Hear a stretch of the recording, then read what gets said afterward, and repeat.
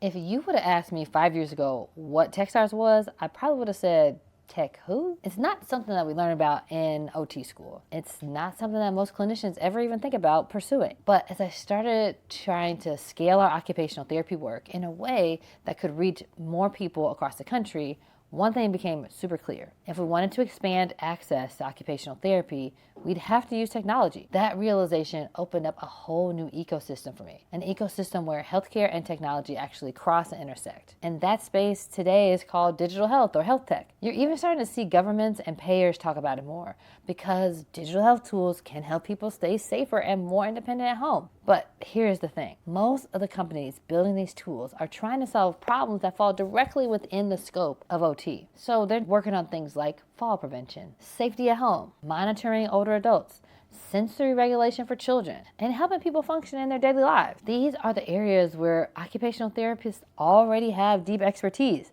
Yet in many of those companies, OTPs are not part of the conversation. And that is a problem because when technology is built without the clinical perspective of professionals who actually help people function in their everyday lives, something important gets lost. So that's why having occupational therapy represented in spaces like Techstars really matters. No one asked me to show up there, but I realized that if occupational therapists want a seat at the table, we sometimes got to pull up our own chair. Our profession already provides services that help people translate their medical condition into real life. We help people figure out how to live and move and work and parent and age in their own environments. We help people be as independent as possible, and we help the people around them be supported too. The challenge is that most people only see OT through the lens of one patient at a time. They meet one OT and assume that's what every therapist does and is the full scope of the profession. But you and I both know that occupational therapy is so much bigger than that. We work in all kinds of settings: home modification, pediatrics, pelvic floor therapy, sensory integration, feeding, low vision, menopause care, prenatal care, and even hippo and nature-based therapy. The list really does keep going. What being part of a global accelerator like Techstars does is introduce occupational therapy to an entirely different audience and in definitely a different context. From the business lens. Now hundreds, yes, more than 100 people were at that global kickoff that I got to speak in front of, and I'll meet over 100 more through the program. Yes, hundreds more people in technology and healthcare innovation and investment communities are learning what occupational therapists actually do and why.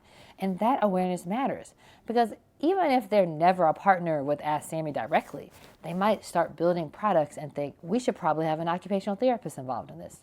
Yes, you should. Or maybe we should recommend occupational therapy to our users. Yes, you should. Or maybe an OT should help design this. Yes, you should.